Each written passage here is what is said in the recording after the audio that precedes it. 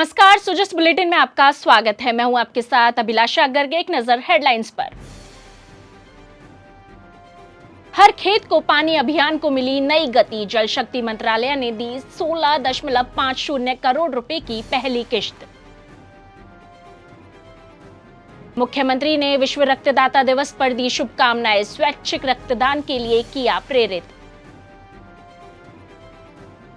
मुख्यमंत्री ने सार्वजनिक निर्माण विभाग की बैठक में दिए निर्देश। राज्य में सड़कों का नेटवर्क होगा और मजबूत। जल्द होगा रेलवे फाटक मुक्त राजस्थान।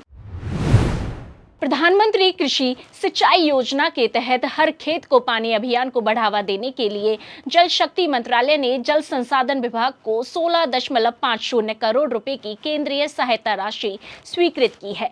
यह राशि वर्ष 2025-26 की पहली किश्त के रूप में जारी की गई है। राज्य सरकार द्वारा भी लगभग 11 करोड़ रुपए का अंशदान जोड़ा जाएगा, जिससे कुल 27.50 करोड़ रुपए की लागत से 84 RRR यानी रिपेयर, रेनोवेशन, रेस्टोरेशन कार्यों को गति मिलेगी। जल संसाधन मंत्री श्री सुरेश सिंह रावत ने बताया कि इन कार्यों के पूर्ण होने से 4,404 हेक्टेयर सिंचित भूमि पुनः उपयोग होगी और 2.16 लाख किसानों को लाभ मिलेगा। परियोजना की कुल लागत 142.92 करोड़ रुपए है, जिसमें केंद्र और राज्य का 60.40 अनुपात में अंशदान है। वर्तमान में कार्यों की 65% प्रगति हो चुकी है। यह योजना मुख्यमंत्री श्री भजनलाल शर्मा की वंदे गंगा जल संरक्षण जन अभियान मुहिम को और भी मजबूती दे रही है। जल संसाधन मंत्री लगातार जिलों में दौरे कर रहे हैं और जल संरचनाओं का लोकार्पण और शिलान्यास कर रहे हैं।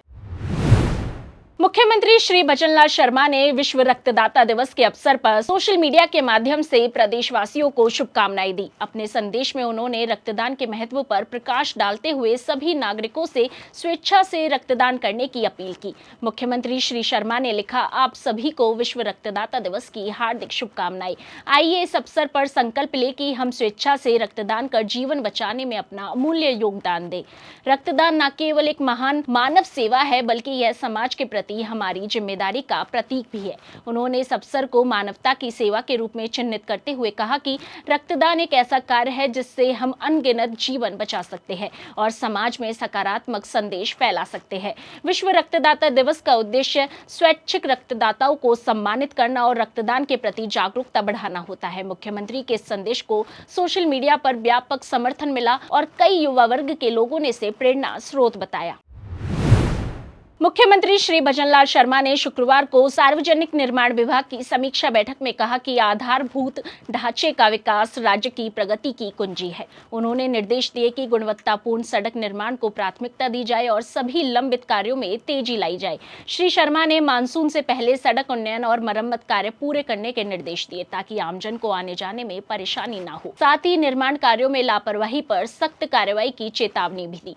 मुख्यमंत्री ने कहा कि राज्य को शीघ्र ही रेलवे फाटकों से मुक्त किया जाएगा। आरओबी, आरयूबी प्रोजेक्ट्स में तेजी लाने पर जोर देते हुए उन्होंने विभागीय मॉनिटरिंग व्यवस्था को सशक्त करने को कहा। बैठक में अतिरिक्त मुख्य सचिव ने प्रोजेक्ट्स की प्रस्तुति दी और कई विभागों के वरिष्ठ अधिकारी उपस्थित रहे। मुख्यमंत्री श्री भजनलाल शर्मा के निर्देशानुसार जयपुर जिले में जल संरक्षण के लिए चलाया जा रहा वंदे गंगा जल संरक्षण अभियान अब जन भागीदारी से एक जन आंदोलन का रूप लेता जा रहा है। जिला कलेक्टर डॉक्टर जितेंद्र कुमार सोनी के नेतृत्व में जिले भर में जल स्रोतों के संरक्षण, स्वच्छता और पुनर्भरण को लेकर अनेक नवाचार और कार्यक्रम आयोजित किए जा रहे हैं। शुक्रवार को जिले के विभिन्न विभागों द्वारा आयोजित गतिविधियों में जन भागीदारी के नए आयाम जुड़े। जल संसाधन विभाग द्वारा जिले के समस्त छोटे बड़े बांधों पर कैच द रेन अभियान के अंतर्गत जल उपभोक्ता समूहों की सहभागिता से जल संचय, नवीन कार्यों के लोकार्पण और नहर खालों की सफाई जैसे महत्वपूर्ण कार्य संपन्न हुए। नांगल भील, पाटलाबास, बड़ोदिया, मीना और मोरिया गांवों में आयोजित रैलियों में ग्रामीणों और अधिकारियों ने बढ़ चढ़ कर हिस्सा लिया। इन सभी कार्यक्रमों को वंदे गंगा ऐप पर दर्ज भी किया गया है।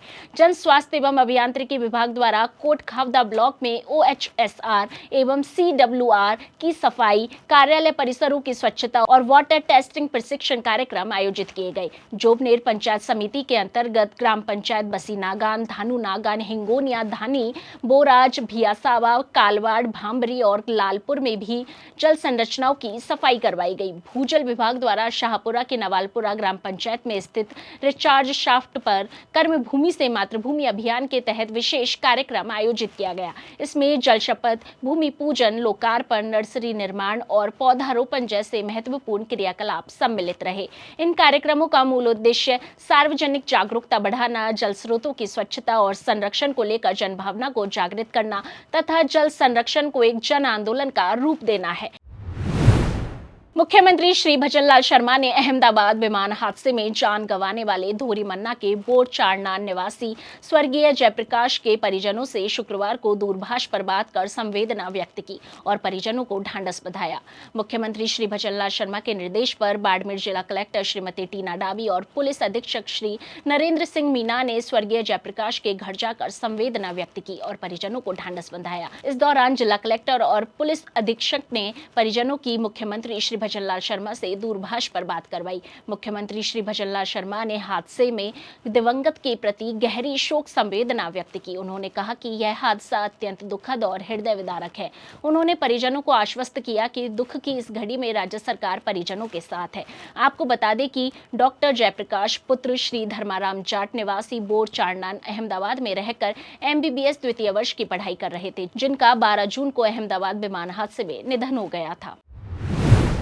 सहकारी भूमि विकास बैंक के अवधि पार ऋणी सदस्यों को राहत देने के लिए राज्य सरकार द्वारा शुरू की गई मुख्यमंत्री अवधि पार ब्याज राहत योजना 2025-26 के प्रति जयपुर जिले के किसानों में उत्साह देखने को मिल रहा है। जयपुर प्राथमिक सहकारी भूमि विकास बैंक की सचिव श्रीमती रजनी गुप्ता ने बताया कि योजना का लाभ लेने के लिए अब तक जिले के 91 किसानों ने 150.26 लाख रुपए की राशि बैंक में जमा करवाई है, जिसमें से 66 कृषकों को लाभान्वित करते हुए 154.50 लाख रुपए की राज्य सरकार द्वारा प्रदत्त राहत राशि प्रदान की जा चुकी है। राज्य सरकार द्वारा योजना के लिए 200 करोड़ रुपए का बजट प्रावधान किया गया है।